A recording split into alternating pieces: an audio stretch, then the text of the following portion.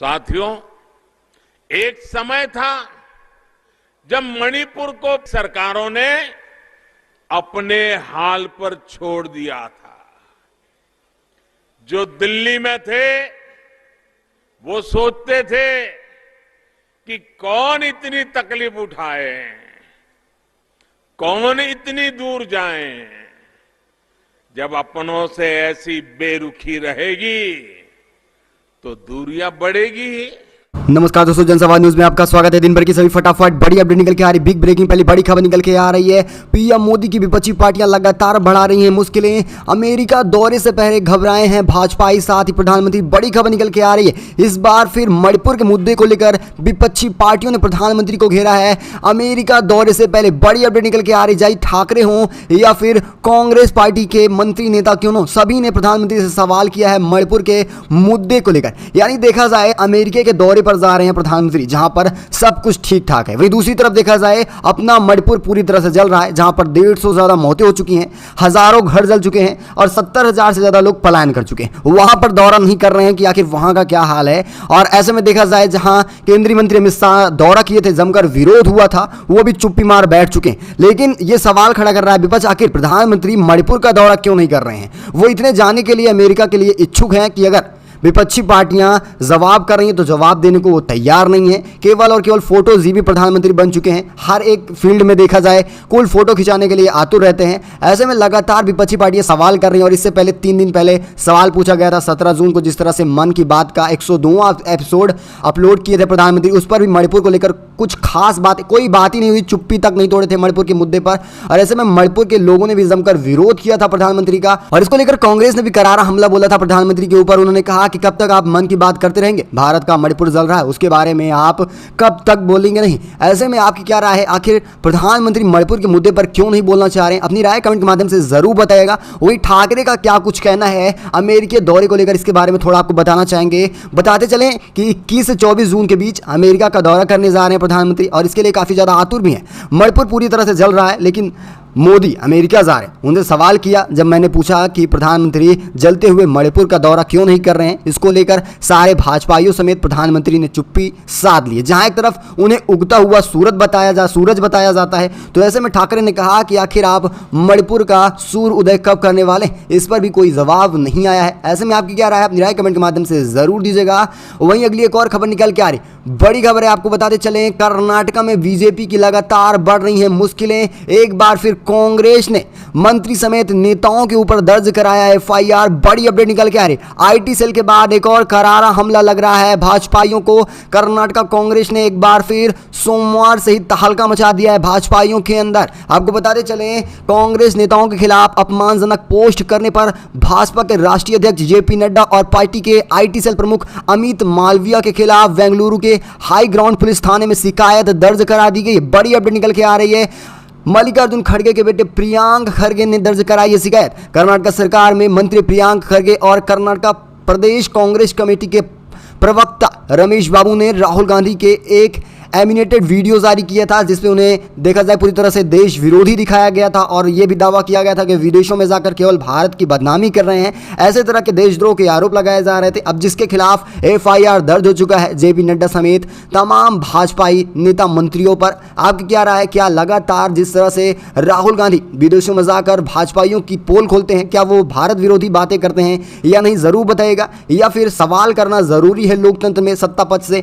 या नहीं, जरूर बताइएगा। अगली एक और अपडेट निकल के आ रही मणिपुर से बड़ी खबर है, जहां पर मणिपुर में हिंसा के बीच कुकी समुदाय की सुरक्षा सेना को सौंपने की मांग, याचिका पर तत्काल सुनवाई से हाईकोर्ट ने भी कर दिया इंकार। बड़ी खबर निकल के आ रही है, सुप्रीम कोर्ट मामला पहुंचा था मणिपुर को, फिर वहां से भी खारिज कर दिया गया तत्काल सुनवाई को लेकर। वहीं देखा जाए मणिपुर में ट्राइबल फोरम की ओर से दायर याचिका में मांग की गई थी कि राज्य में रहने वाले कुकी समुदाय की सुरक्षा की जिम्मेदारी भारतीय सेना को दी जाए। सुप्रीम कोर्ट ने इस मामले पर तत्काल सुनवाई करने से ही इंकार कर दिया है। वहीं अगली तारीख 3 जुलाई को रखी गई है। यानी देखा जाए एक राज्य पूरी तरह से अव्यवस्थित हो चुका है, लेकिन वहां पर भारतीय सेना तक नहीं सौंपा जा रहा है। अगली एक और अपडेट निकल के आ रही है, बड़ी खबर है, विपक्षी एकता को लेकर बड़ी अपडेट निकल के आ रही है। सीएम नीतीश लगातार विपक्षी एकता को लेकर सक्रिय नजर आ रहे हैं। ऐसे में सभी नेताओं से विपक्षी एकता 23 जून से पहले भी बात करना चाह रहे। राजधानी पटना में 23 जून को विपक्षी एकता की बैठक होने वाली है। इसको लेकर तैयारियां जोरों शोरों से चल रही हैं। वहीं बैठक में कांग्रेस के राष्ट्रीय अध्यक्ष मल्लिकार्जुन खड़गे और साथ ही कांग्रेस नेता राहुल गांधी, बंगाल के मुख्यमंत्री ममता बनर्जी, अखिलेश समेत तमाम देश भर के विपक्षी नेता एक साथ जुटने वाले हैं। महागठबंधन भी हो सकता है, बड़ी खबर निकल के आ रही। हालांकि विपक्ष लगातार इसको लेकर सक्रियता भी बरत रहा है, क्योंकि जिस तरह से आपने देखा कि मांझी ने दोगलेबाजी की, बीजेपी और खासकर विपक्षी पार्टियों के साथ रहे, सारी बातें बीजेपी को जाकर बताते रहे, वो फिर अलग रास्ता चुन लिया। ऐसे में नीतीश काफ़ी ज़्यादा सक्रिय नजर आ रही है। यही वजह है कि वो लगातार तमाम विपक्षी दल के नेताओं से बात कर रहे हैं कि विपक्षी एकता टूटे ना। अगली एक और अपडेट निकल के आ रही है। बड़ी खबर पश्चिम बंगाल से अपडेट है कि पश्चिम बंगाल में केंद्रीय सुरक्षा बलों की तैनाती दे दी गई है। सुप्रीम कोर्ट से ममता सरकार को लगा है करारा झटका। पश्चिम बंगाल पंचायत चुनाव में पिछले दिनों जारी हिंसा को देखते हुए सुप्रीम कोर्ट ने राज्य में केंद्रीय सुरक्षा बलों की तैनाती का फैसला लिया है। सुप्रीम कोर्ट ने इस मामले में राज्य की ममता सरकार और राज्य निर्वाचन आयोग की उस अर्जी को खारिज किया है, जिसमें मांग की गई थी कि राज्य में चुनाव कराना और सुरक्षा राज्य सरकार के जिम्मे में आता है, न कि केंद्र के। सुप्रीम कोर्ट ने तत्काल टिप्पणी करते हुए कहा कि चुनाव कराने का मतलब यह नहीं है कि राज्य में हिंसा का लाइसेंस दे दिया जाए, और उन्होंने कहा कि चुनाव के साथ हिंसा नहीं हो सकती है। इसी के साथ देखा जाए चुनाव पर भी जिस तरह से 8 जुलाई को होना था चुनाव, ऐसे में अब इस पर राज्य सरकार या निर्वाचन आयोग कुछ भी नहीं कर पाने वाला है। देखा जाए सुरक्षा बल की तैनाती कर दी गई है। अगली एक और अपडेट निकल के आ रही है। महाराष्ट्र की लगातार राजनीति गर्माती जा रही है। राजस्थान की तरह देखा जाए बड़ी खबर निकल के आ रही है। संजय राउत ने कहा है 20 जून को विश्व गद्दार दिवस की तरह मनाया जाएगा। यूएन को लिखी है चिट्ठी। बड़ी अपडेट निकल के आ रही है कि क्या कुछ मामला है, बताते चले। महाराष्ट्र में शिवसेना के 2 धड़े हो चुके हैं, ये सभी को पता है, और ऐसे में लगातार सियासत गर्मा रही है। शिवसेना सांसद ने अपनी चिट्ठी में लिखा है, मैं 20 जून को विश्व गद्दार दिवस मनाने की अपील के साथ ये चिट्ठी लिख रहा हूँ।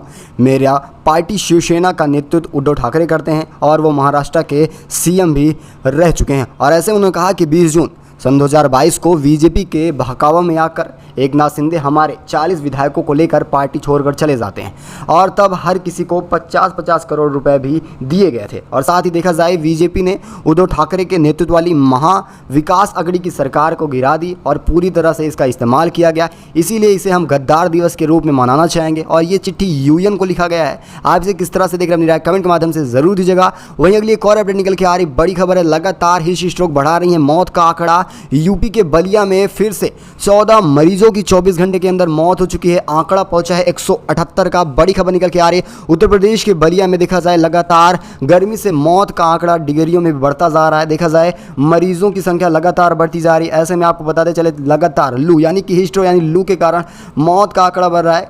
आखिर गर्मी में बाहर ना निकला जाए बेवजह। और वहीं अगली एक और अपडेट निकल के आ रही है। बड़ी खबर बताते चले विवादों के बीच घिरी है आदि पूरी फिल्म। डायलॉग को लेकर राइटर मुंतशिर का बयान सामने आया। फिर से बवाल मचता नजर आ रहा है। बड़ी अपडेट निकल के आ रही है। फिल्म आदि पुरुष को लेकर विवाद नहीं थम रहा है। जिस तरह से द केरला स्टोरी फिल्म की स्क्रीनिंग होने के बाद हुआ था, वहीं फिल्म के सीन्स और डायलॉग को लेकर चौतरफा आलोचना शुरू हो चुकी। इस बीच डायलॉग राइटर मनोज मुंतशिर के बयान पर भी बवाल मच गया है। दरअसल हाल में आदि पुरुष के डायलॉग राइटर मनोज मुंतशिर ने दावा किया है कि हनुमान जी भगवान नहीं भक्त हैं। इसी बयान को लेकर जमकर बयानबाजी हो रही है और मनोज मुंतशिर की जमकर आलोचना भी हो रही है। गौरतलब है कि मनोज मुंतशिर द्वारा लिखे गए डायलॉग को लेकर खास बात ये निकल के आ रही कि बजरंग बली के इस जिस तरह से उनके डायलॉग को प्रस्तुत किया गया, इसको लोग नापसंद कर रहे हैं। और देखा जाए महाराष्ट्र से लेकर अन्य राज्यों में जमकर आलोचना हुई, यहाँ तक कि स्क्रीनिंग रोकी गई, साथ ही जमकर विरोध किया गया। आखिर किस तौर पर लिखा गया है बजरंग बली को भगवान के बजाय भक्त तौर पर, आप इसे किस तरह से देख रहे हैं अपनी राय कमेंट के माध्यम से जरूर दीजिएगा। अगली एक और अपडेट निकल के आ रही है। भाजपा से कांग्रेस में शामिल होने जा रहे हैं जगदीश शेट्टर। बड़ी खबर निकल के आ रही है। कर्नाटका में लगातार बीजेपी खेमे में हड़कंप मचा है सरकार बनने के बाद। तो और भी बड़ी खबर है, कांग्रेस के पूर्व मुख्यमंत्री जगदीश शेट्टर को आगामी कर्नाटका विधान परिषद उपचुनाव में उम्मीदवारों के रूप में नामित किया जा रहा है।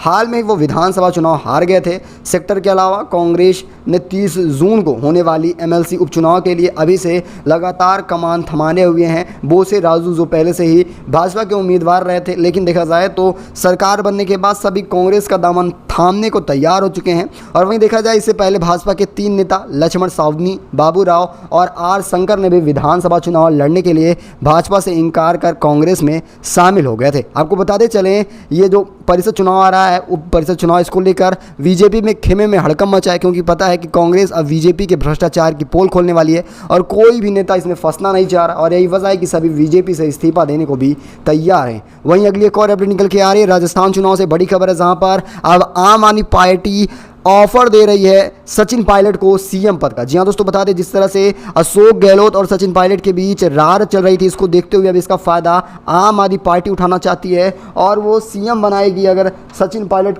आम आदमी पार्टी में शामिल हो रहे हैं। लगातार इसको लेकर सियासी गर्मियां तेज हो जाए। इससे पहले आम आदमी पार्टी ने बड़ा ऑफर दिया था, उन्होंने कहा कि आप राजस्थान में चुनाव मत लड़िए,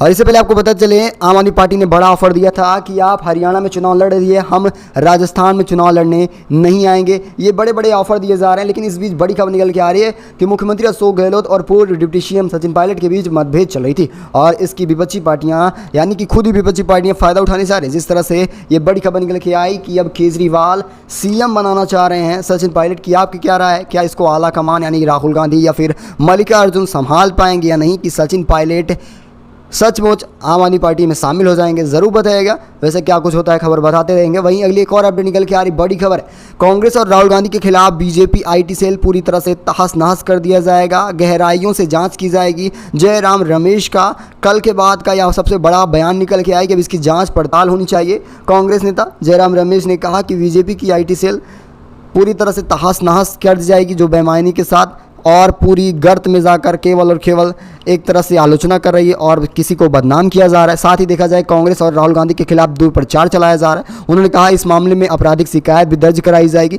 कानूनी तौर पर इस मामले की जांच भी होगी और फिर बीजेपी का आईटी सेल का सुपड़ा साफ कर दिया जाएगा। यह बड़ा बयान निकल के आया। जिस तरह से प्रियांक खड़गे के बयान से लगातार सियासत गर्माती जा रही है आईटी सेल को लेकर। वहीं अगली एक और अपडेट निकल के आ रही है, हिसार में डिप्टी सीएम के आवास पर हुआ फिर से घिराव, किसानों ने बोला है करारा हमला, मुआवजे की मांग को लेकर किसान हैं हाई अलर्ट पर। 19 दिनों से चल रहा है लगातार धरना, आज फिर से डिप्टी सीएम के घर पर हड़ताल कर दी। हरियाणा के हिसार में किसान आज फिर से डिप्टी सीएम दुष्यंत चौटाला के घर पर घिराव किए हैं। किसान पिछले 19 दिनों से रिलायंस कंपनी द्वारा रेफरी और सरसों की खरीद यानी 2020 फसल के खरीदों का अब तक मुआवजा नहीं दिया गया, यानी 3 साल बीत चुके हैं लेकिन लगातार मुआवजा नहीं मिल रहा है। इसको लेकर किसान विरोध प्रदर्शन कर रहे हैं। इस पर आपकी क्या राय है? अपनी राय कमेंट के माध्यम से जरूर दीजिएगा। अगली एक और अपडेट निकल के आ रही है उत्तर प्रदेश से बड़ी खबर, जहां पर बीजेपी का डबल इंजन पूरी तरह से पटरी से उतर चुका है। अखिलेश यादव ने बीजेपी पर बोला है करारा हमला। समाजवादी पार्टी के राष्ट्रीय अध्यक्ष अखिलेश यादव ने बीजेपी पर निशाना साधा है। अखिलेश यादव ने कहा कि बीजेपी की डबल इंजन की सरकार ने उत्तर प्रदेश की जनता को निराश किया है, दुखी किया। लोकसभा चुनाव में यूपी में बहुत बड़ा बदलाव दिख सकता है अगर जनता चाह रही है 24 के चुनाव में, नहीं तो जिस तरह से डबल इंजन सरकार पूरी तरह से फेल होती आई है, भ्रष्टाचार करती आई, बेरोजगारी महंगाई लगातार बढ़ती गई, यही फिर आने वाले चुनाव में देखने को मिलेगा। उन्होंने कहा कि विपक्षी एकता के बाद एक नई लहर उठने वाली है, ये पूरी दुनिया जान रही है और सबको पता है कि विपक्षी एकता अगर सचमुच कायम हो जाती है तो बीजेपी का इस बार सुपड़ा साफ माना जा रहा है। वैसे विपक्षी एकता को लेकर आपकी क्या राय है? अपनी राय जरूर बताएगा। वहीं अगली एक और खबर निकल के आ रही कि अचानक बदल गया है सीएम नीतीश का प्लान, तमिलनाडु दौरा नहीं कर रहे हैं नीतीश, बड़ी खबर निकल के आ रही है। अब वहीं तेजस्वी कुमार दौरे के लिए जा रहे हैं, तमिलनाडु जा रहे हैं, स्टॉलिन से करेंगे मुलाकात क्योंकि विपक्षी एकता नजदीक आ रही है। ऐसे में तमाम विपक्षी दल के नेताओं से मुलाकात, सारे देखा जाए आला कमान पूरी तरह से नीतीश के जिम्मे है विपक्षी एकता का, लेकिन वो तमिलनाडु नहीं जा रहे हैं, कुछ स्वास्थ्य संबंधित